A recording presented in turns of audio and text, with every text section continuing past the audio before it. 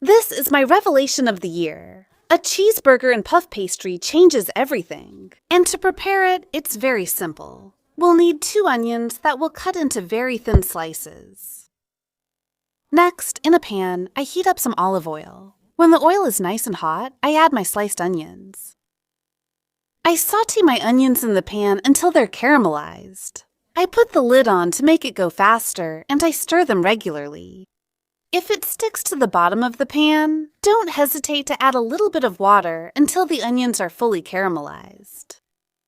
I set the onions aside, then I take a ball of ground meat and flatten it into a patty. I make 2 of them, place them on the hot pan, and use a spatula to flatten my patties well. Then I add salt and pepper. You can season your ground meat in advance and add the spices of your choice. Personally, I wanted to keep it simple. I let them cook for 2 to 3 minutes and then flip my patties to the other side.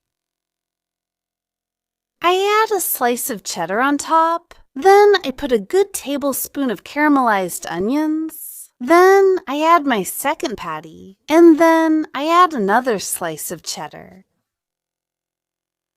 I finish with more caramelized onions, and then I take it out of the pan. Then you'll need some puff pastry. Put the sauce of your choice on it.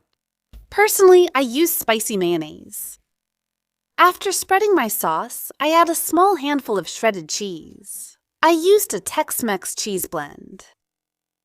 I put everything on the puff pastry, and you can easily do this with a round puff pastry as well. I fold the 2 sides over each other. Really, you have to try making a burger this way. It's different, and with the taste of the puff pastry, it's just excellent. After folding the 2 sides, I cut off the excess dough.